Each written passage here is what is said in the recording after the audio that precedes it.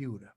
Quisiera aprovechar la oportunidad para agradecer a la doctora ingeniera Miriam Escalaya Advíncula, que ella es la que me ha ayudado en esta preparación, haciendo las corridas en estos años de lo que hicimos por los años 90, 91, y que nos sirven además para poder continuar con las clases que estamos dando en el posgrado. Por cierto, yo he sido ya director del posgrado, ahora soy ex director del posgrado, por voluntad de las autoridades actuales. Muy bien, dicho esto, entonces vamos a la primera vista. Esta es una vista que nos indica, nos facilita el puente. Esta es la carretera que viene de Piura y como ustedes aprecian aquí hay dos puentes construidos uno al lado de otro.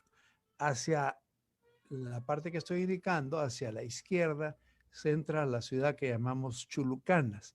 La ciudad de Chulucanas es famosa porque existe pues ahí la gran producción de limón. El limón es muy famoso y se utiliza pues en todo el Perú y también se exporta al extranjero. Esta es la ciudad de Chulucanas y como estamos viendo, para cruzar el puente, en la margen derecha de este puente existen afloramientos rocosos que vamos a ver en la exploración que hicimos en aquellos años.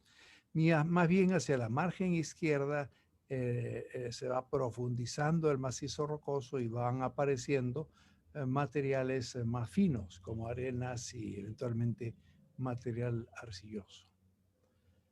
Una vista en Google Earth, estamos viendo aquí el puente, que en realidad son dos puentes, el antiguo y el nuevo, en el distrito de Chulucanas, en Morropón, ¿no?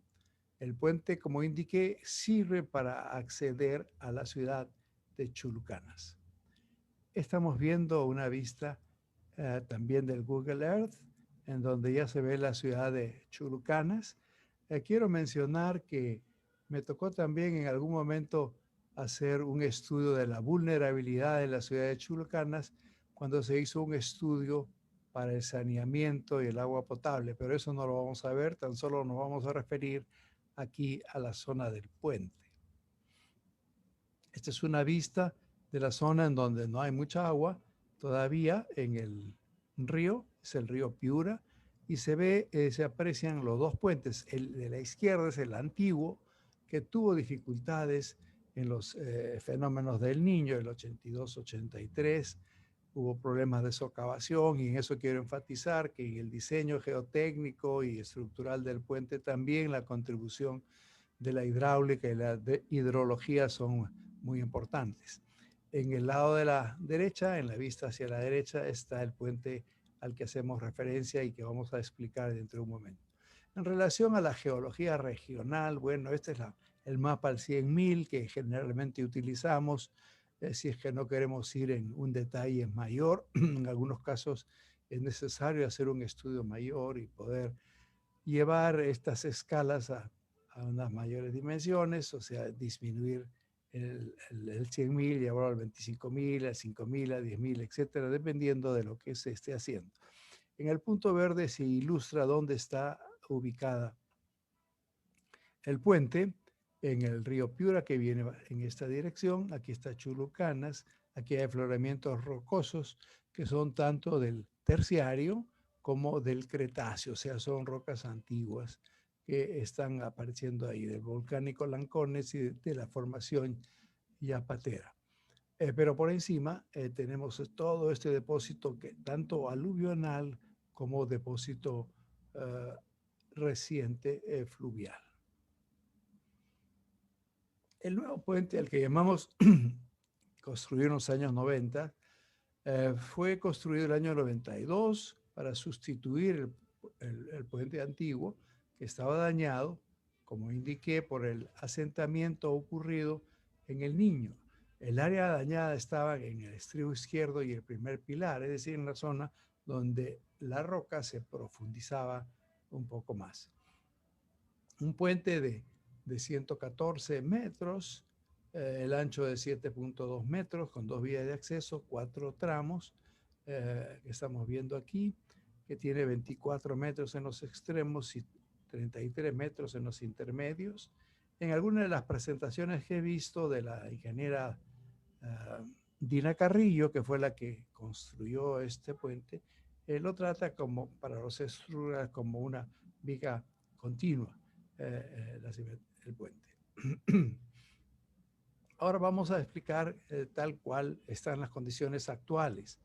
Este puente tiene, como ustedes han apreciado, no solamente los estribos derecho e izquierdo, sino también tiene unos ciertos pilares. Aquí estamos viendo la elevación del pilar del puente Ñácara, que tiene distintas profundidades porque, vamos a ver después, está profundizándose con un cierto ángulo el material más resistente. Pero estos pilares están cimentados en una cimentación que llamamos caisson o también denominado cajón de cimentación y tienen alturas variables en función de lo que he indicado anteriormente. Son dos celdas que tienen un ancho de 7.2 en el sentido transversal y 3.2 en el sentido longitudinal. Y de hecho, así fue como lo diseñamos en aquella época con consideraciones que ilustraremos más adelante. Aquí estamos viendo los pilares, como están en el puente obviamente nuevo. Se ve la margen derecha al fondo, que vamos a ver está cimentada en roca, por eso no se va a tratar como cimentación profunda, es una cimentación superficial. Mientras que tanto los pilares como el estribo izquierdo están cimentados por este tipo de cimentación profunda, que es nada menos lo llamado el caisson, ¿no? El puente antiguo está ahí puesto, transitan ahora mototaxistas o asémilas o personal, digamos, humana. Y el izquierdo, que es el más reciente, es el que está, digamos, disponible al tránsito vehicular. Hay un problema que es bien importante de tratar y que lo he querido traer a colación y es el caso de la socavación del puente. Este es un puente que está sujeto pues a un problema de socavación importante, como casi todos los puentes que están en el río Piura, como ustedes conocen. Y ahí hay que tratar, no voy a ir en mucho detalle porque la presentación más bien es de aspecto geotécnico, pero sí debo mencionar que hay una socavación que llamamos general y hay una socavación que llamamos local. Y hay que sumar esas dos socavaciones para tener la socavación total, que era alrededor de 9.5 metros de socavación. O sea, a partir de la superficie del terreno hacia abajo, en 9 y tantos metros, en función del caudal que se generan, que vamos a ver después brevemente, es que se produce dicha socavación. También creo que es importante ilustrar o comentar que estamos de alguna manera alineados con la ubicación de los pilares con los pilares del puente antiguo. Y esto, por cierto, con el propósito de no permitir que sea pues una mayor, de disminuir o de, digamos, tratar de minimizar, esa es la palabra, la socavación local en este puente. En relación al estribo izquierdo, que es el que mencioné, está sobre material de tipo granular, pues aquí está también el estribo izquierdo, y estamos viendo ahí que también tienen caissones y que este caisson alcanza 10 metros 50 de profundidad, ¿no? El cuerpo del estribo es en realidad, tiene forma de cajón, y la cimentación es una cimentación que es hueca en la parte inferior y que tiene pues un cajón de cimentación como soporte. El estribo derecho, mencionamos, no lo hemos visto en esta oportunidad porque se trata de una cimentación superficial. Está cimentado en roca y aquí se está ilustrando la cimentación del estribo derecho en ya la entrada hacia la ciudad de Chulucanas. Aquí pues falló el puente anteriormente y entonces por esa razón se construyó un nuevo puente. Y para construir el nuevo puente después del 82-83, el Ministerio de Transportes y Comunicaciones hizo varios estudios, que lo vamos a resumir, pero cuando ya había que hacer la construcción y el diseño, nuestra ingeniera, antigua profesora de la universidad, la profesora Dina Carrillo, con el doctor Víctor Sánchez Moya, que era el calculista de este diseño, me invitaron, nos invitaron para hacer el estudio pertinente.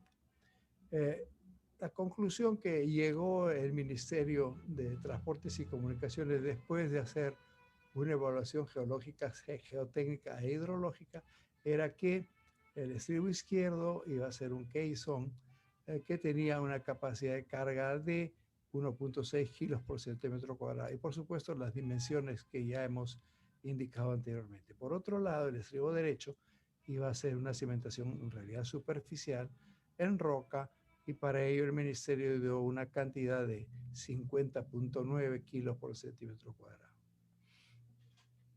Aquí vamos a resumir lo que se hizo en términos de exploración.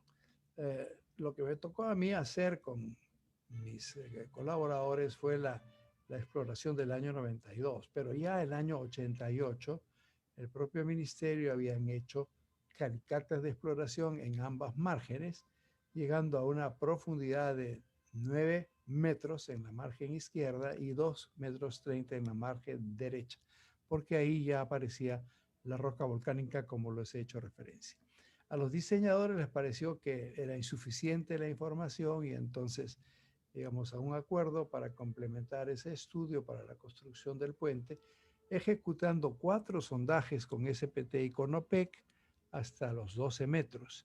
Y también hicimos los ensayos de refracción sísmica. En esos años no teníamos la capacidad ni el aporte de hacer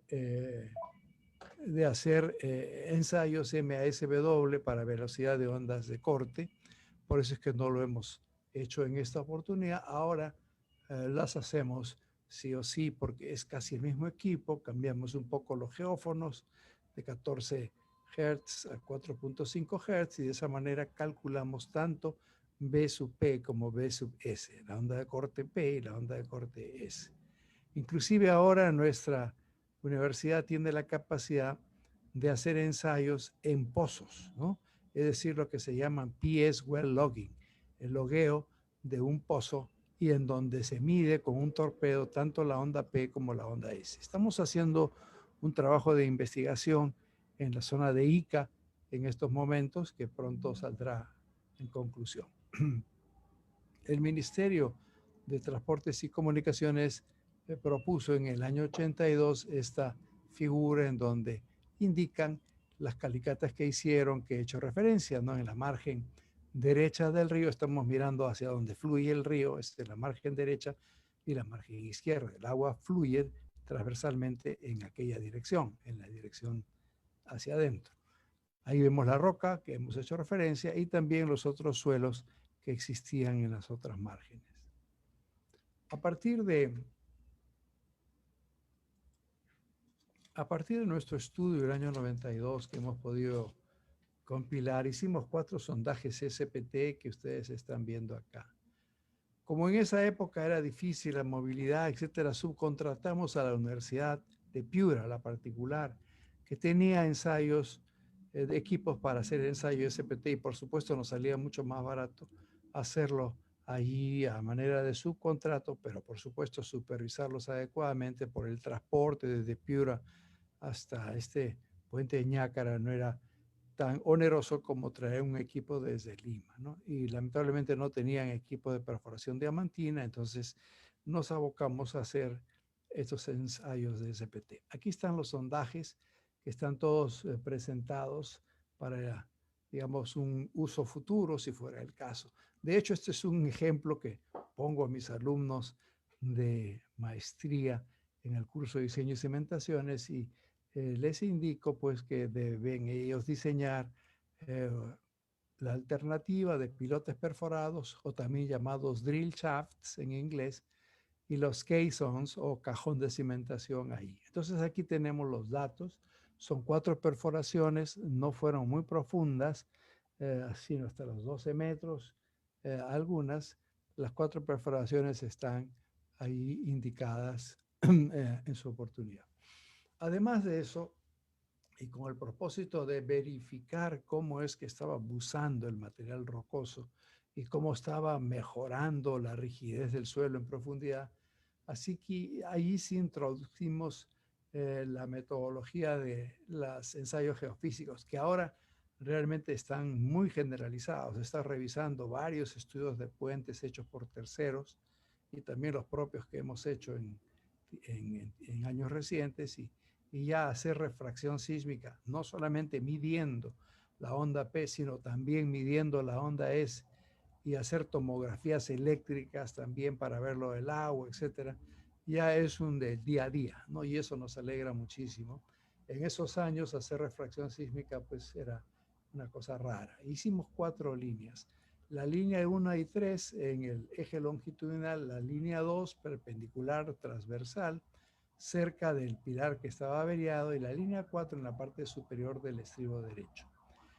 Se pudo distinguir, de acuerdo a esta metodología, 3 estratos, ¿no? El tercer estrato, el más resistente, presentaba velocidades de ondas P eh, casi de 1000 metros por segundo, lo cual nos hizo suponer que se trataba de un material gravoso similar al que estaba aflorando en el estribo derecho. El segundo estrato tenía ya velocidades de 250 a 300 metros por segundo, lo cual nos indica que de las ondas P, por cierto, lo cual nos indica que esto pues es un material más suelto, es una arena gravosa posiblemente y suelta, ¿no? Si nosotros comparamos con lo que ocurre en el suelo de Lima, en el conglomerado, para las ondas P, pues estamos por más o menos 1000 metros por segundo, ¿no? Mientras que las ondas de corte, para un conocimiento general, estamos alrededor de 600, 700 metros por segundo en las ondas S. Las perforaciones realizadas habrían alcanzado la parte superior de ese estrato. Generalmente, para poder interpretar la refracción sísmica en el puente de Ñácara, se hacen lo que se denominan dromocrónicas. Es decir, generalmente tenemos 24 geófonos que están espaciados a una cierta distancia. Le damos golpes en los distintos extremos y en partes intermedias para atravesar estas líneas cuya pendiente inversa es lo que podríamos decir la velocidad de la onda de dicha capa. En función de las figuras superiores, tanto la longitudinal como la transversal, uno puede llegar a establecer cuáles serían los perfiles de las ondas P en este caso. Se aprecia en el inferior izquierdo que efectivamente pues la velocidad mayor de 1000 metros por segundo de onda P tiene un cierto abusamiento, ¿no? Y en eso consideramos que si bien es cierto, el estribo derecho está cimentado en roca, el estribo izquierdo va a estar cimentado en este otro material, digamos, más deleznable, más, no es rocoso. Lo transversal nos indica igualmente lo que habíamos ya visto, que este material tiene espesores variables en superficie, que son básicamente 2 capas allí. Esto poniéndolo ya en blanco y negro y poniendo allí la estratigrafía, los resultados de los sondajes, el nivel del agua. También vemos los distintos ensayos que llamamos SPT, ensayo de penetración estándar, que se hizo de una manera manual del 1 al 4. Quedó claro entonces que algunos de los pilares y el estribo iban a tener profundidades mayores que el que podía tener en la cimentación del estribo derecho. Y también pudimos anotar, y esto los contratistas lo notaron, que al hundir el caisson, vamos a explicar después qué es un caisson, ahí si no lo conocen, nos pudo determinar que había un lente de arcilla. Entonces nosotros teníamos que pasar el lente de arcilla y llegar a un material más resistente en todos los casos. El estudio hidrológico no lo hicimos nosotros, lo hizo el ingeniero Edgar Rodríguez Subiate, que también es profesor de nuestra casa de estudios, y ahí se hizo pues el cálculo de las avenidas de diseño y también la socavación pertinente, y se está viendo ahí que de manera probabilística se puede establecer que en función del periodo de retorno se van desarrollando descargas máximas instantáneas. Para el caso en particular, para el diseño, era 75 años de periodo de retorno con un caudal de 2.083 metros cúbicos por segundo. Y eso se había ya experimentado en algunos casos, sobre todo cerca de la ciudad de Piura, ¿no? En donde también allí fracasó el famoso puente Bolognesi, que tuvo que ser restituido con una metodología de caissons también en los extremos de los estribos, tanto en Piura como en la ciudad de Castilla, que está al otro lado del río, sin ningún apoyo intermedio, porque esa socavación es muy grande. Pero no vamos a hablar sobre el puente de Bolognesi, ya lo hemos presentado en otra oportunidad, esos datos. Lo que es importante es este cálculo, que no voy a ir en el detalle, pero que hay varias metodologías. Los ingenieros hidráulicos, los hidrólogos están en este campo, y se pudo ver que la socavación general es del orden de los 6.606 metros, la local de 360, lo que hace una socavación total del orden de 9.66 metros. Y esto se generan fuerzas hidrodinámicas también en los pilares que necesitan ser tomadas en consideración por el diseño mismo propio estructural. Hay varias metodologías, el método de Tamura es uno de ellos para poder someter a este caisson a las fuerzas laterales que impone no solamente la corriente de agua, sino también inclusive la fuerza sísmica. También se recomendó en este caso colocar enrocado para proteger los pilares y las riberas, tanto margen derecha como margen izquierda.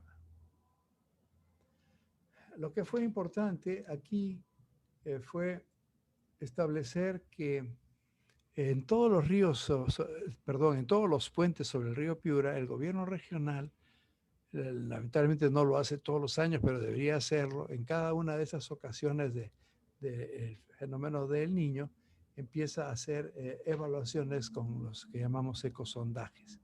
Esta es una publicación del ingeniero Juan Aquino Carlín del año 2009, que para el río, para el puente Ñácara en Chulucanas, ilustra ahí cómo está la socavación y la profundidad de la misma. Por supuesto que estas caudales no han sido los caudales de diseño. Acuérdense que estábamos hablando de más de 2.000 cubos por segundo.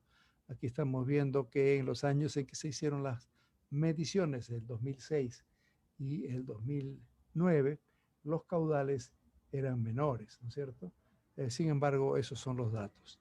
Entonces, una buena idea es que en casos en donde hay socavación, tanto en los ríos de la costa, de la sierra y de la selva, tenemos que hacer este tipo de estudio para tener una visión más clara de lo que es la socavación. Esto es importante porque en el diseño, para la redundancia, lo que tenemos que ver es cuál es nuestra hipótesis de socavación. Acuérdense que las estructuras enterradas van a tener un aporte de resistencia tanto por la punta como por la fricción lateral.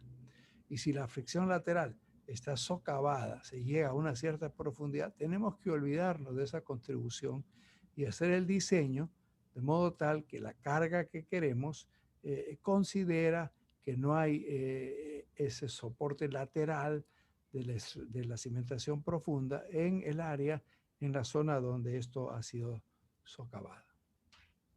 Bueno, hay varios que están pidiendo aquí acceso, así que yo les estoy dando nomás. Ahora, creo que es importante hacer un paréntesis aquí para aquellos que están recién comenzando sus cursos, tener una idea de qué cosa es que llamamos cimentaciones profundas en puentes en particular. Bueno, podemos tener pilotes o podemos tener caissons o cajones de cimentación. Los pilotes pueden ser hincados, que es como se hacía antes, ¿no? Se hincaba con martillos de distinta energía y pilotes también que variaban, que podían ser de acero, de concreto, de madera o lo que fuera. Eso no vamos a ver acá, sino vamos a ver los pilotes que se llaman in situ, llenados in situ, o también pilotes perforados. En inglés se le denomina drill shafts, pilotes que han sido pues, perforados con una máquina especial. Y también hay pilotes inyectados de pequeño diámetro, al otro le llaman micropilotes. Esos se están utilizando bastante, sobre todo para refuerzo de cimentaciones o para, por ejemplo, en el tren eléctrico utilizamos en el cruce, micropilotes en el cruce de la avenida Javier Prado con la avenida Aviación, porque el puente que había que hacer ahí era bastante grande, imponía muchas fuerzas, e inclusive había la posibilidad de tener tensiones, entonces ahí le pusimos a ambos lados y alrededor de la base de la cimentación le pusimos micropilotes. En relación a los caissons, cajones, estos pueden ser abiertos, cerrados o neumáticos. Veremos más adelante una cierta descripción. Bueno, el pilote perforado típico es que se tiene una máquina que hace la perforación, ¿no es cierto? Puede tener entubado o no entubado, es decir, casing, que se dice en inglés, una tubería que va a proteger sobre todo la parte más superficial de que se pueda caer el material dentro de la perforación, o también se puede utilizar lodo bentonítico por sus características tisotrópicas y cómo se hace esto en perforación de pozos para petróleo. En la parte baja, cuando se llega a un terreno más duro, lo que se hace es ensanchar esa parte para tener un área en la punta mayor que en el área en el fuste. Y entonces la contribución, independientemente de sea material arcilloso o sea material granular, va a ser la contribución de lo que se tiene en la punta, con una expresión sencilla y fácil, si es arena o si es arcilla, y además lo que tuviera en a lo largo del fuste, en las capas que corresponden a material arenoso o material arcilloso. Aquí tenemos algunas vistas. El pilote perforado o drill shaft puede ser recto, puede ser acampanado o puede ser empotrado en roca también, y para eso hay metodologías de su análisis. ¿Cuándo se usan pilotes perforados? Bueno, cuando hay una carga en arcilla dura, cuando el diseño es por fricción superficial, cuando tenemos un socket en roca, o sea, se empotra en roca, o en la instalación dentro de una arcilla expansiva, también se utiliza. Y aquí en la derecha también se ve la utilización en estabilidad de taludes, en asuntos de cimentación profunda de grandes descargas de momento, cargas laterales por el viento, por el sismo, en anuncios, etcétera, en casas y también en espacios que los tenemos estrechos para poder emular un muro en cantilever. Seguimos viendo los usos, cimentaciones en el mar y también en protección de estribos o navegación auxiliar. Hay básicamente tres métodos de su construcción, el que llamamos método de construcción seco, y eso es cuando el terreno permite que se haga esta perforación y se pueda ir avanzando. Y después, bueno, se trata de hacer el hueco, de ponerle la rejilla y hacer el vaciado de concreto, ¿no? En método seco. También hay método con ADM, que es con casing, digamos, que soporta el empuje y soporta la posibilidad de que el material lateral se introduzca, ¿no es cierto? Después se va haciendo el vaciado y se va retirando el ADM. O el método de construcción húmeda, ¿no? En donde se hace la perforación hasta la profundidad deseada con lechada, se colocan las varillas, se vierte el concreto y el pilote se concreta. Voy a tratar aquí de una manera esquemática cuáles son las metodologías, porque son diversas metodologías, hay muchos métodos para hacer los cálculos, pero básicamente podemos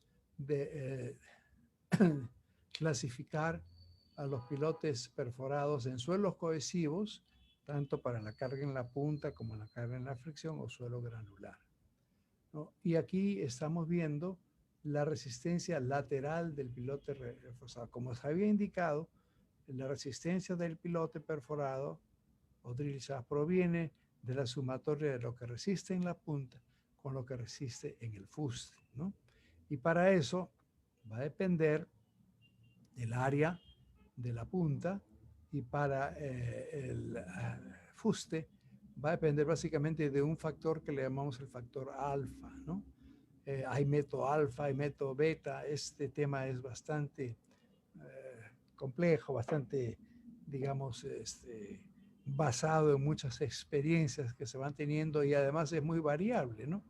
A los que hayan visto el método LRFD en la AASHTO van a ver que este método cada 2 años lo están cambiando, ¿no? Y hay que estar pues al día si es que uno cree en eso, o si no, tener su propia experiencia y ver qué se utiliza, ¿no?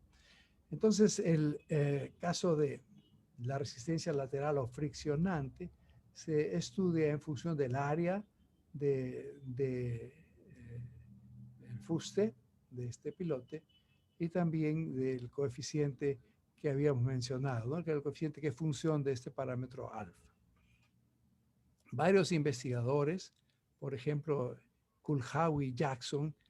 Kulhawi hizo sus estudios en la Universidad de California, Berkeley, y ahora es profesor de la Universidad de Cornell, ¿no? En base a una serie de investigaciones, ellos estudiaron 106 drill shafts, 65 en tensión y 41 en compresión, y pudieron establecer esta ecuación que estamos viendo ahí, que es alfa prima, que por supuesto va a depender de la resistencia cortante no drenada de una arcilla, ¿no? Así como tenemos aquí el método alfa con una cierta expresión propuesta por otros investigadores, hay también esas alternativas que hay que poder evaluar. En la punta es más sencillo porque solamente es NC por SU. Yo debo mencionarles, para su conocimiento, si que no han tenido la oportunidad de ver la presentación del puente Bolognesi que hicimos en alguna oportunidad, el puente Bolognesi tiene 4 caissons en cada una de las márgenes, ¿no?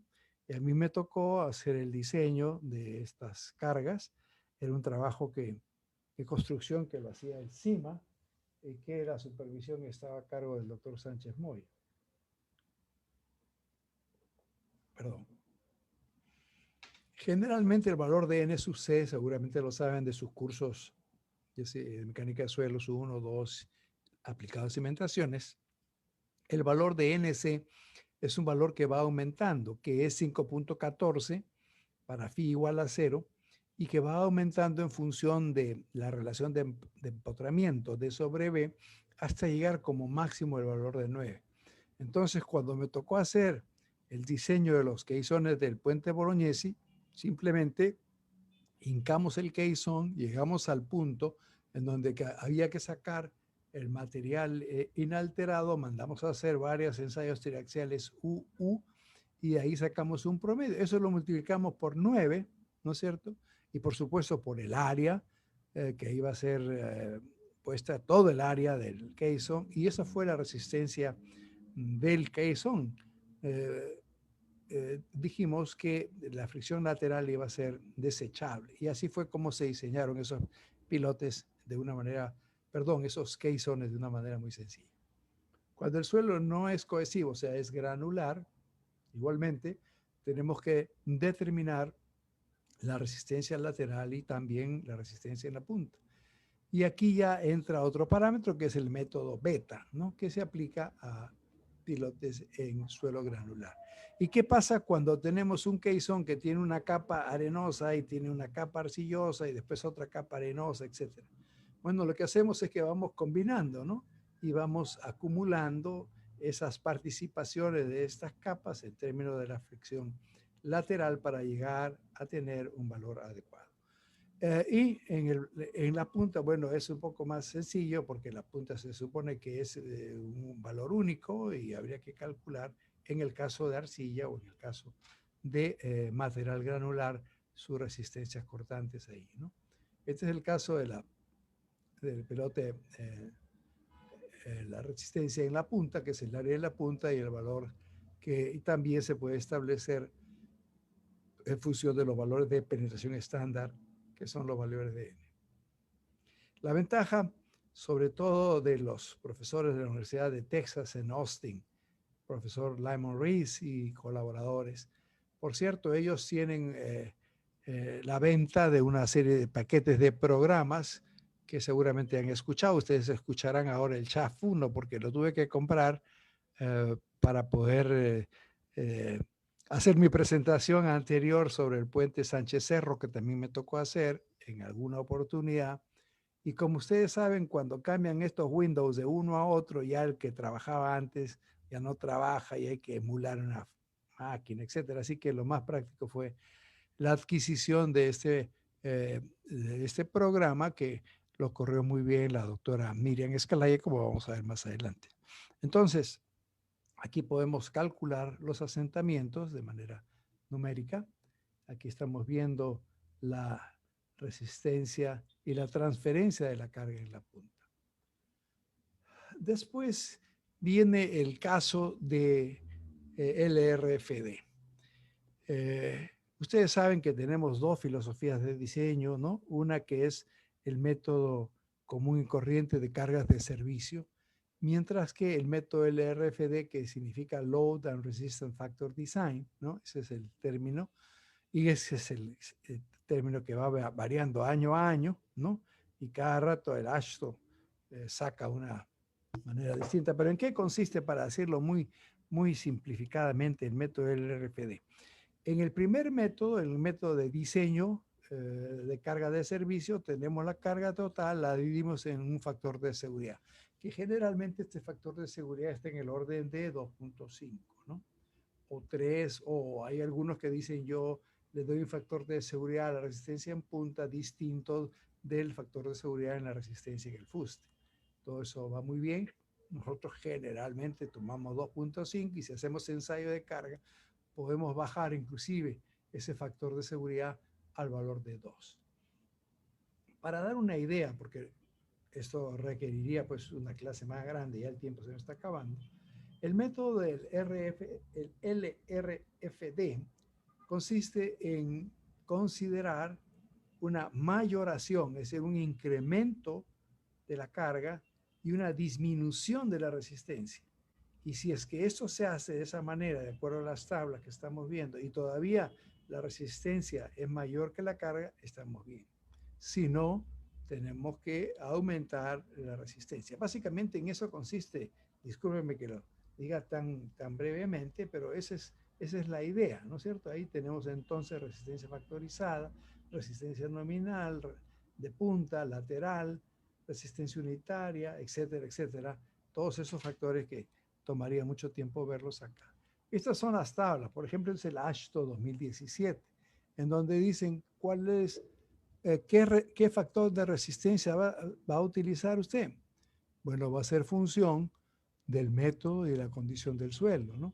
Si estamos en arcilla, si estamos en suelo cohesivo, etcétera, etcétera, se va cambiando este factor, cuya inversa es de alguna manera un factor de seguridad. Ahora bien, la norma AASHTO nos dice que si estamos tratando con pilotes hincados, hay una tabla. Si estamos trabajando con pilotes perforados, existe otra tabla. Si estamos hablando de cimentaciones superficiales, hay otra tabla. Y si estamos hablando de muro de contención, hay también otra tabla. Entonces se trata de ver las tablas y se trata de poder hacer su diseño si es que así lo exigen. Nosotros tenemos un método de diseño, una norma de diseño de puentes hecha por el Ministerio de Transportes y Comunicaciones, pero lo que es raro es que a veces en los términos de referencia el MTC pide que se diseñe de acuerdo a la norma AASHTO, que puede ser el 2010, 2017, etcétera. Y entonces eso también creo que hay que de alguna manera normalizar. Como les decía, el método de carga de servicio, aquí se le denomina ASD, Allowable Stress Design, es lo que les decía, ¿no? Se suma la resistencia en punta más la resistencia en el fuste y se divide entre un factor de seguridad. Ahora vamos a los cajones de cimentación o caissons. Pueden ser abiertos, cerrados y neumáticos. El abierto es lo que están viendo acá, se utiliza mucho en la cimentación de puentes, pero también se utiliza mucho en los trabajos de saneamiento, ¿no? A veces hay que impulsar el agua servida y para eso se tiene que construir esas que llaman estaciones de bombeo, en otras palabras, pero se tiene que hacer este trabajo de poder hincar y en el fondo de esta excavación ponerle ahí las bombas sumergibles, que son las que van a impulsar el agua servida, por ejemplo, hacia una laguna de oxidación, ¿no? En fin, estos son los cajones abiertos. No tienen tapa abajo, se van hincando. Muchas veces, para tener una mayor resistencia, después de hincado, se hace un tapón abajo. Entonces, el área en la punta va a ser todo el área excavada y no solamente las áreas de las paredes. Este, por otro lado, es el cajón cerrado, ¿no? Es decir, se utiliza ya como una especie de caja, ¿no? Que se lleva quizás por medios marítimos o fluviales o barcazas hasta un cierto punto donde va a estar esta estructura y después con el lastre que se le va poniendo se logra bajar. Aquí hay que tener un terreno plano, horizontal, etcétera, etcétera. Y ustedes van a poder ver en la presentación lo que hemos indicado ahí, ¿no? Ahora viene algo que es importante y yo creo que debemos ir desechándolo ya en nuestra mente, el famoso cajón neumático. El cajón neumático es una estructura similar al cajón abierto, solamente que si es que se mete mucha agua por debajo, se hace un sello, se tiene que tener compresoras, se tiene que aislar la cámara de trabajo y se tiene que bajar con personal obrero y maestros de obra para poder ir avanzando, ¿no? Es una cosa muy peligrosa, han muerto muchas personas. En el Perú existía una caja nomás neumática que se movía por varios sitios. Ya el ingeniero dueño de esta caja ya murió, no sé quién tendrá el cajón ahora, pero lo hemos utilizado en varios lugares, ¿no? Uno de ellos es el puente Yuragiacu, que también he hecho una presentación en el pasado, en que fracasó, no fue muy favorable este uso. También, no sé si ustedes conocen el puente Stewart, este es un puente que viene de Loroya para cruzar el Mantaro por la margen izquierda del río Mantaro. Ahí también se ha utilizado esta estructura y es muy, muy inhumana en mi concepto, porque el personal tiene que trabajar solamente 2 horas y todo el resto se la pasa o comprimiéndolo al personal o descomprimiéndolo, ¿no? Entonces, la persona que no está pues en muy buenas condiciones de salud puede sufrir mucho daño. Por eso es que, de preferencia, hay que utilizar estas otras alternativas de los pozos drill shafts. Los drill shafts, antes de entrar al detalle, se han utilizado en muchos lugares recientes. Uno de los primeros lugares fue el cuarto puente, el puente Mariscal Cáceres, perdón, en el río Piura. Y después COSAPI ganó el nuevo puente de Guaitía, y en donde también tuvo que comprar una maquinaria porque no la tenía y se pudo hacer esos puentes. Pero en los últimos tiempos han venido compañías de fuera, han hecho sus inversiones aquí y hay bastante material, equipo para hacer estos trabajos y muchos se han hecho, por ejemplo, en el puente Nanay, es uno de ellos, el puente Bellavista, el propio puente que se llamaba Juan Pablo II y ahora le han puesto puente Eguiguren, también se ha hecho por esa metodología. Entonces, el drill shafts, los pesos perforados y los cajones es algo que es muy importante en la formación de nuestros ingenieros civiles, sobre todo aquellos especializados en geotecnia. Voy a tener que correr porque el tiempo está apremiando. Esta figura es los tipos de cajones que hay de cimentación y la pueden ver que hay variedad y se han utilizado muchos de ellos. ¿Cómo se hace el análisis del cajón de cimentación? Muy, muy similar a lo que hemos hablado de los drill shafts, casi son de la misma familia, ¿no? Si se trata de suelo cohesivo, entonces hay que estudiar el área en la base, la resistencia cortante no drenada y el valor de N sub C, que es, como mencioné, con una cierta relación de profundidad a ancho, es como máximo el valor de 9. Así fue como yo diseñé los cajones del puente Bolognesi, los cajones de las márgenes del puente Bolognesi. En caso de suelo granular, hay dos metodologías, ¿no? Una que utiliza la teoría de expansión de suelos, propuesta por Basic, y hay otra teoría también. Y aquí se hacen los cálculos y se toma el valor menor para determinar ese valor. La carga por fricción, tenemos el método de alfa, que ya lo hemos indicado para suelo arcilloso, y para suelo granular nos interesa saber el esfuerzo horizontal, porque el suelo es granular, y entonces interesa ir la tangente del ángulo de fricción. Hemos puesto, como está en las notas, por cierto, hay un libro que publiqué, que lo estoy ahora actualizando, que se llama Diseño y Cimentaciones. Todas estas presentaciones provienen de ahí. Se calcula en función del ángulo de fricción para el suelo granular, los valores de NQ, los valores de N sigma, y también el valor de N se calcula en base, el valor de N, perdón, se utiliza para calcular el ángulo de fricción en un suelo granular. La capacidad admisible, como ya lo indicamos, si queremos el método de choques admisibles, simplemente se suma la contribución de base y lateral entre un factor de seguridad. Los asentamientos también es importante. El asentamiento total del cajón es la sumatoria de la deformación axial, del asentamiento por carga de trabajo en la base y el asentamiento por carga de fricción lateral. Y para eso hay una serie de fórmulas que no voy a ir en el detalle, pero están ahí en las notas que hemos presentado para hacerlo. En los cajones abiertos hay un cálculo adicional que habría que hacer, que es el espesor del sello de concreto en los cajones abiertos, ¿no? Si el cajón es circular o si es rectangular, las fórmulas son distintas. Y de lo que se trata es ver cuánto uplift o cuánto empuje hacia arriba existe para nosotros poder diseñar un espesor dado de este tapón inferior para que no sea levantado y que más bien se mantenga, ¿no? Esa es la idea.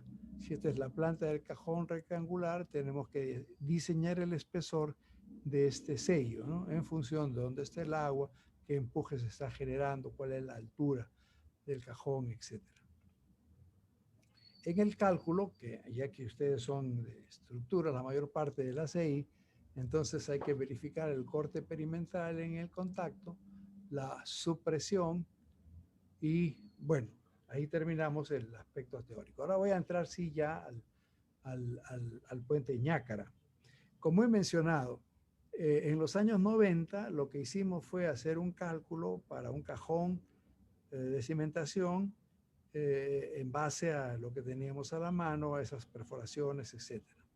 Y ahora con la doctora Miriam Escalaya dijimos, bueno, vamos a recalcular todo esto con la información que tenemos para ver qué alternativas tendríamos, hubiésemos tenido, mejor dicho, y qué herramientas tenemos ahora como para poder hacer un análisis adecuado de la cimentación del puente Ñácara, ¿no?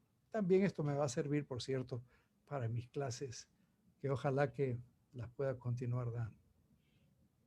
Entonces, aquí vamos a utilizar los drill shafts y vamos a utilizar el programa Shaft 2017. Hay varios programas shafts, cada año se van mejorando, se van actualizando, y no solamente hay el shaft, esa empresa que es la empresa Ensoft, cuyo propietario es el profesor Lyman Rees, y donde trabaja como uno de los principales ejecutivos, un exalumno nuestro de la UNI, el doctor ingeniero Gonzalo Vázquez Chicata, está allí y él fue que me hizo un gran descuento para poder tener este programa, porque son caros. Pero hay programas para analizar la carga lateral de pilotes y de drill shafts, también grupos de pilotes, carga lateral en grupos de pilotes y así sucesivamente. Cada cual tiene una visión distinta.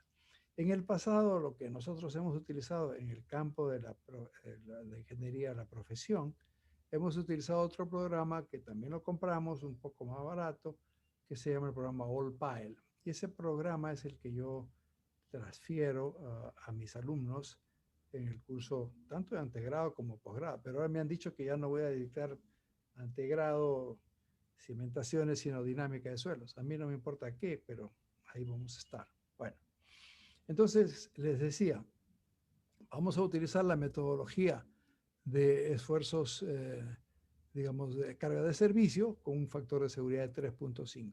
Pero también el método LRFD en función de toda esa metodología que ya hemos visto. Y como hay 4 sondajes, vamos a analizar cada uno de los sondajes y vamos a considerar que la socavación es de 960 metros, como lo hemos visto en los 3 primeros sondajes que corresponden básicamente a los pilares. Y en el caso del cuarto sondaje, que corresponde al estribo izquierdo, 5.6 metros, porque ahí se encontró material un poco más competente. En general, los pilotes perforados o drill shafts tienen diámetro más o menos grande, pero que no excedan de 1,50 m, ¿no?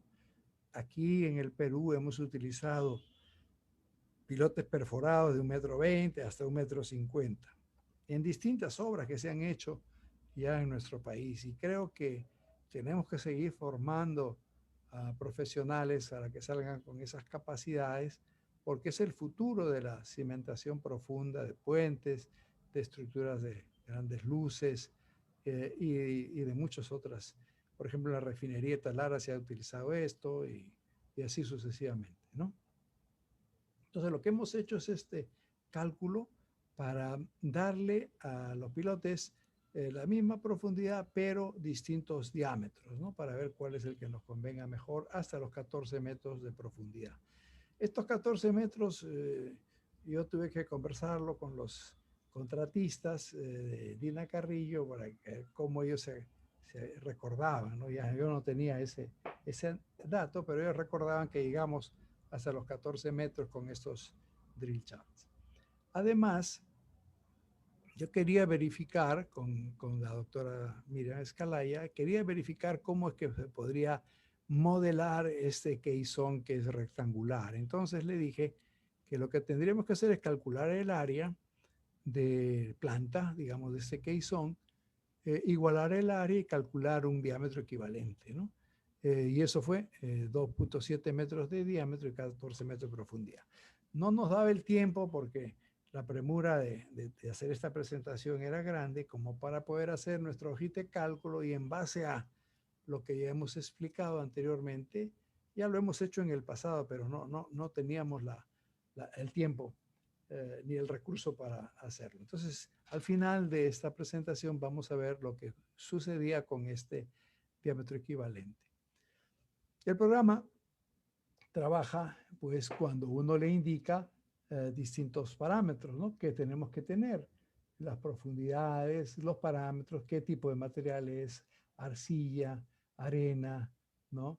Y la profundidad. Y en este caso, los pilotes eran de 60 centímetros, los drill shafts, son pilotes perforados. Si fuese pilote hincado, pues hay otra metodología, hay otros números, otros valores.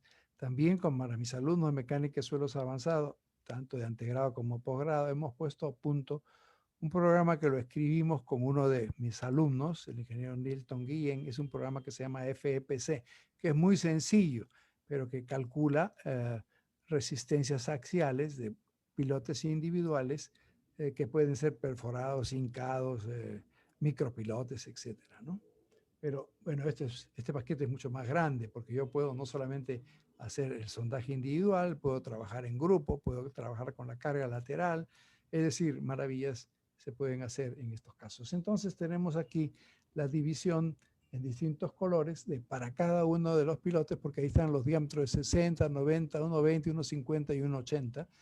¿Cuánto resiste por fricción, por la base y también la resistencia total que está ya en color azul para los distintos valores de los pilotes que estamos viendo, ¿no? Lo propio, bueno, aquí en el método de carga permisible, como ya hemos indicado, para cada uno de los pilotes de 60 hasta 1,80 m, lo que calculamos fue la profundidad, cuánto resiste en fricción, cuánto resiste en punta, cuánto es la última, y le aplicamos el factor de seguridad que es 2.5, ¿no? Este no es el método LRFD, sino es el método de carga admisible con el factor de seguridad pertinente. Bueno, y lo propio en el método LRFD con los parámetros que estamos ilustrando acá en función de la tabla que he presentado. Esta presentación no solamente se la hemos dado a los organizadores del ACI, yo también la he cargado en mi página web, aunque la que tienen acá ustedes es más moderna porque he cambiado unas referencias, ¿no? Pero todo eso lo pueden estudiar con detalle porque de eso se trata, para eso lo hemos puesto en blanco y negro. Entonces, el método del RFD también nos da los resultados. Y bueno, no me da ya mucho más el tiempo. Aquí tenemos la carga axial con el asentamiento para cada uno de los distintos tipos. Después hacemos lo propio, no voy a repetir, porque hacemos para el sondaje 2, método de carga-servicio, método del RFD, la carga total versus la profundidad para el sondaje 2, el asentamiento también, un tremendo trabajo que dijo la doctora Escalaya, le agradezco mucho. Este es el sondaje 3, que ustedes ya lo conocen, y este es el sondaje 4, ¿no? Lo pueden ver en su detalle. Este es el resumen de lo anterior, ¿no? Entonces, para cada uno de los sondajes vemos cómo hemos hecho en muy poco tiempo, porque para eso son los programas de cómputo, para aliviarnos el cálculo. Hemos visto aquí, entonces, que en función del diámetro del pilote y en función del sondaje que le corresponde respectivamente, llegamos tanto por el método de carga de servicio como el método LRFD, que es una resistencia factorada, llegamos a valores. Yo tengo mucha confianza en el método de carga de servicio, ¿no? Y miren ustedes, ahí estamos con cargas menores en el método de carga de servicio que en el método de resistencia factorada. De todas formas, mi recomendación sería siempre calculen por el método de carga de servicio y después, si quieren, el método de carga factorada para poder tener una idea. Aquí tenemos los 4 sondajes, ¿no? Se han hecho 4 análisis, pero no solamente 4, 4 por 1, 2, 3, 4, 5 por 4, son 20 análisis que se han hecho allí en cada uno de los casos. Finalmente, lo que hicimos acá fue ver cómo es que se comparan las cargas con que ese drill shaft equivalente al cajón que existe realmente ahí.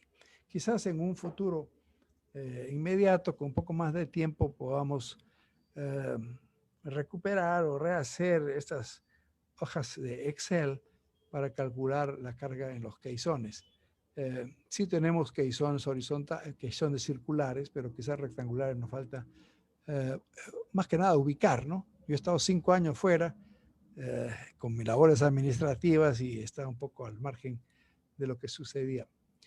De todas formas, se ha hecho para cada uno de los sondajes tanto el método de cargas de servicio como métodos de LRFD. Y aquí estamos viendo que estamos con un cajón de un diámetro de 2.7 metros, que es el equivalente al cajón ese de 7 por 3 metros, que es el área equivalente, ¿no es cierto? Entonces, todo eso de aquí se ilustra como para al final llegar, esos son los 4 sondajes, llegar a hacer la comparación, ¿no es cierto? Para el caisson, llamémosle así, ¿no? Y estamos viendo que la carga total por el método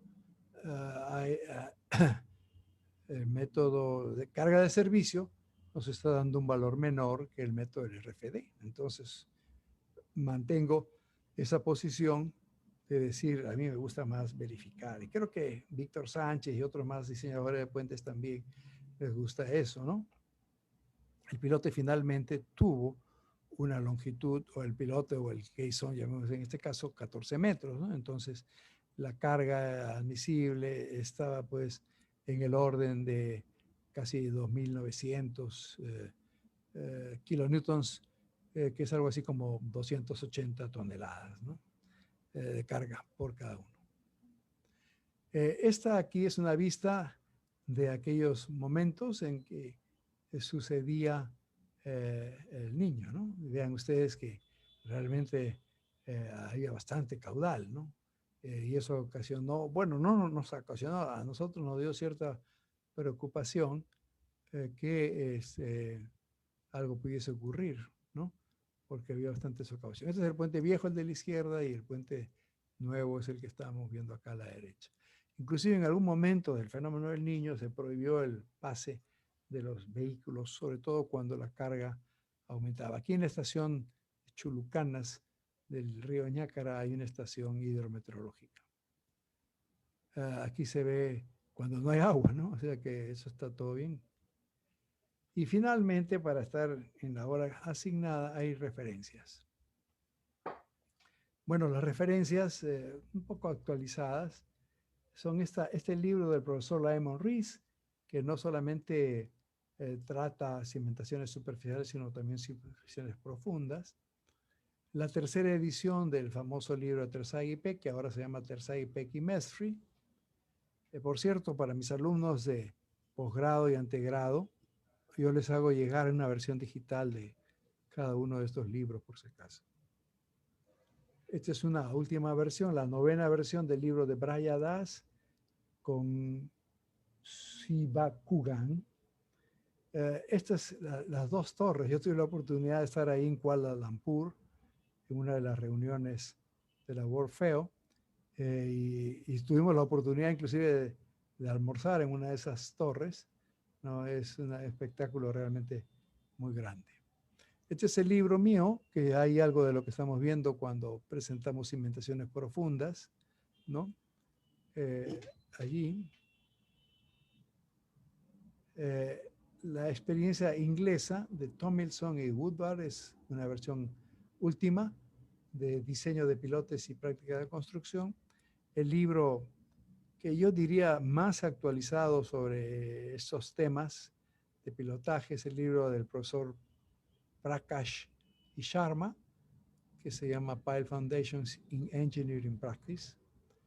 Y después viene ya hablando solamente de drill shafts o pozos perforados. Está el libro que escribió el profesor Lyman Rees para la Federal Highway Administration.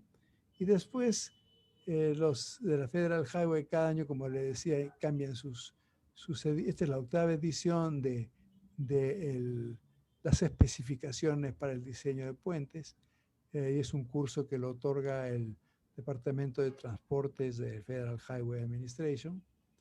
También hay publicaciones de Lyman Rees pasadas y también Lyman Rees de los Estados Unidos y William van Impe de Holanda, ¿no? Yo creo que con eso ya puedo dar por terminado mi curso. He terminado mi presentación, justamente son las 5:40 y estamos a la orden para poder dar respuesta a algunas inquietudes que puedan tener. Muchas gracias. Sí, muy bien, doctor. Muchas gracias por esa excelente ponencia. Y continuando con la programación, vamos a pasar a la ronda de preguntas. Pueden escribirlas por el chat y voy a estar leyéndolas para que el doctor pueda responderlas.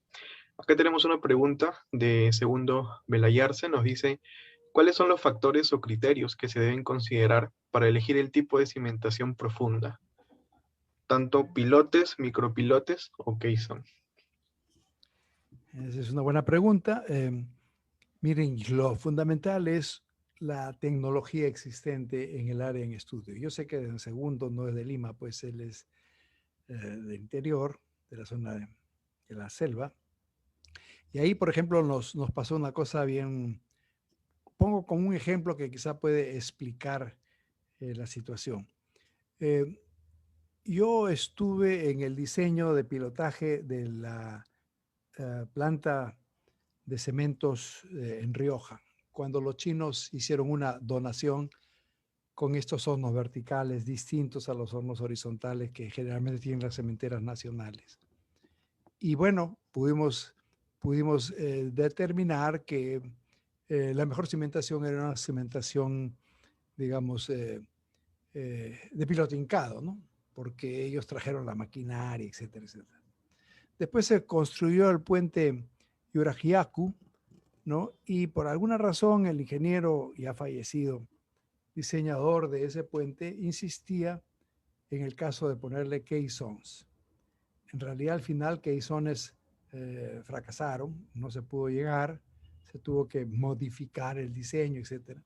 Yo había propuesto que sean pilotes hincados por la sencilla razón de que ya existía una hincadora. Los chinos no se llevaron la máquina que hincaba los pilotes a su país, sino que la dejaron. Entonces había esa existencia, ¿no? Entonces, lo más lógico era eso, pero el diseñador no quiso. Antes, con el respeto que me merecen los amigos estructurales, antes el que diseñaba el puente, el estructural, era el que mandaba, el patrón, digamos, se hacía lo que él decía. Ahora ya no, ahora ya hay una mayor comunicación entre la parte hidráulica, entre la parte geotécnica, la parte estructural. Con eso del método LRFD tiene que haber un intercambio de datos, así nos ha ocurrido, tanto en los puentes que hay en esta vía que va del Callao hasta Canta, ¿no? No recuerdo el nombre, pero es una vía que tiene hasta un túnel por ahí abajo. Eh, y, y, hemos estado en ese plan, ¿no? Ellos hacían un análisis, me dan estas cargas verticales, horizontales, volvíamos a hacer la cosa y así había una interacción, ¿no?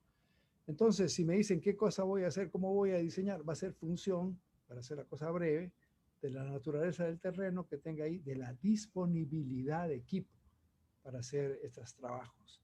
Ya les comenté también brevemente que en el caso, por ejemplo, del segundo puente, el nuevo puente de Guaitía, la empresa COSAPI tuvo que comprar un equipo para poder hacer los pilotes perforados porque no existía en el medio. Había una máquina que fue vendida a Chile, ¿no? Después parece que ha regresado, porque ahí también ha regresado con una empresa que tiene su origen en España, pero que tenía su oficina en Chile. Entonces, no podíamos en esos años decir use pilotes perforados porque no había en existencia. Ahora hay pues muchas empresas que pueden hacer ese trabajo. Lo que sí hay que tener una buena supervisión para poder llegar adelante. Y todo hacer función también de la carga, ¿no? Yo tengo una presentación de los puentes que hicimos por los años 90 también en la interoceánica, cuando no había entrado todavía el grupo de Odebrecht, los hacía el gobierno regional. Ahí en todos casos hicimos pilote hincado y todos eran pilotes de acero. ¿Y por qué eran de acero? Porque no hay pues agregado en la selva, ¿no? En la selva baja. En Iquitos no hay agregado. Hay que traerlo si es que queremos usarlo. Entonces, ¿qué cosa es lo mejor? Utilizar un pilote de acero y eso tiene que ser hincado. Entonces, eso es función, es una tarea pues importante, hay que tener el conocimiento, hay que tener, digamos, el contacto con quiénes son, qué es lo que se está haciendo, quién ha hecho tal o cual trabajo y tomar una decisión final. Nunca dar una única solución, eso es importante. Como consultor no puedo decir, ustedes pongan pilote Frankie, por ejemplo, como hacen algunos, ¿eh? Sino decir, bueno, si tenemos un pilote hincado, si tenemos un pilote perforado, si tenemos un micropilote, etcétera, señores propietarios, ustedes tomen la decisión. Creo que eso es lo más lógico. Ya con eso creo que me he extendido bastante. Adelante. Sí, muchas gracias. Bueno, tenemos otra pregunta por parte del asistente Pablo. Nos pregunta, ¿cuáles son los trabajos necesarios para realizar una evaluación geotécnica y estructural de un puente? Bueno, yo creo que eso ya está reglamentado. Hay que estudiarlo. El propio Ministerio de Transportes tiene ya esas normas establecidas y hay que ceñirse a eso o dar una cosa adicional, ¿no? Por ejemplo, ahorita nos ha tocado hacer un caso que es el puente Chamaya 2 en la selva y ahí a veces la gente se resiste pues porque llevar una máquina perforadora para llegar a 30, 35 metros es oneroso, ¿no? Es caro. Entonces, estamos tratando de, o sea, en la propuesta pues no aceptan, ¿no? Siempre se van por lo más barato y lo más barato sale caro. Entonces, hay que ponerse firme en términos de si es que uno está convencido que hay que hacer tal o cual trabajo, hay que decirlo y no por ganar el trabajo tirarse al suelo en el costo ni en la disminución del trabajo que había que realizar. Pero básicamente en la cimentación de un puente, para hacer la cosa muy sencilla, hay que hacer la geología, hay que hacer la geotecnia, hay que hacer la hidrología y la hidráulica, hay que hacer la protección de las riberas, ¿no es cierto? Y por supuesto calcular los asentamientos y las capacidades portantes de las propuestas de la cimentación. Ok, doctor, muchas gracias. Bueno, un Ángel Orlando le pregunta si es que existe la posibilidad de que se pueda facilitar la memoria de cálculo del diseño estructural de la cimentación con fines académicos. Yo creo que ahora hay mucha gente que está haciendo eso, ¿no? Yo no soy estructural, entonces yo no podría facilitarlo, pero en este plan de estos últimos meses, desde que dejé de ser autoridad, estoy tratando pues de acumular información y sobre todo transmitir a los estudiantes e ingenieros el enfoque que hemos tenido en todos estos años. Estamos hablando desde los años 1980, ¿no? ¿Qué hemos hecho en tal o cual trabajo para que eso indique qué hay que hacer o qué no hay que hacer, ¿no? Y es una especie de acumulación de experiencia que lo que queremos hacer es compartir.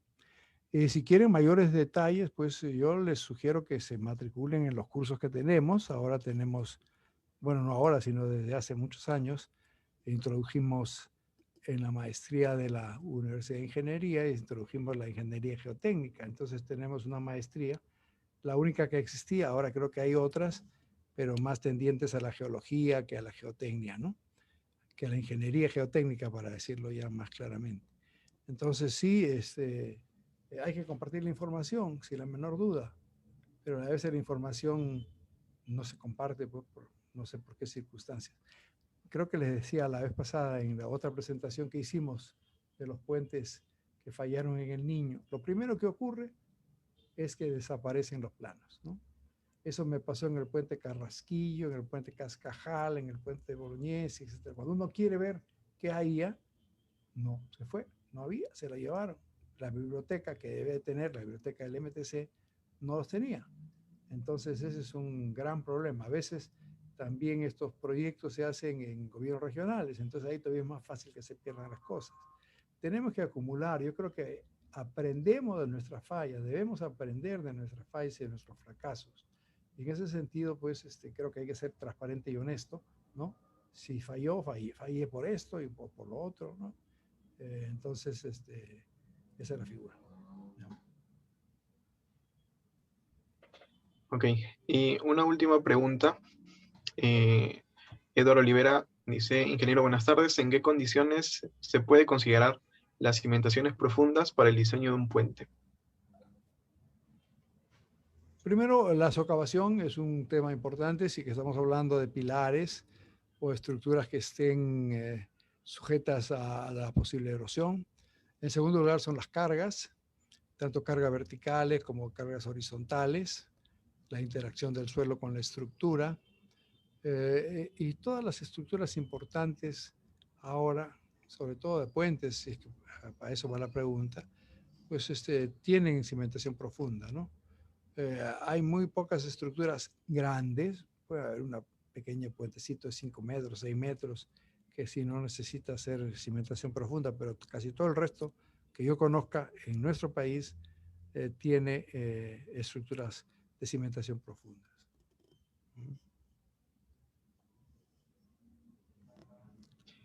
Ok, muy bien, con esto acabamos la ronda de preguntas. Reiteramos nuestro agradecimiento al doctor Jorge Alba por formar parte de este evento. Esperamos contar con usted en otra oportunidad. ¿Le gustaría dar algunas palabras finales? Bueno, sí, claro. Siempre he admirado la acción que tienen ustedes como grupo ACI, como Geogroup y otros grupos que existen, que son los que están un poco más relacionados a mi especialidad.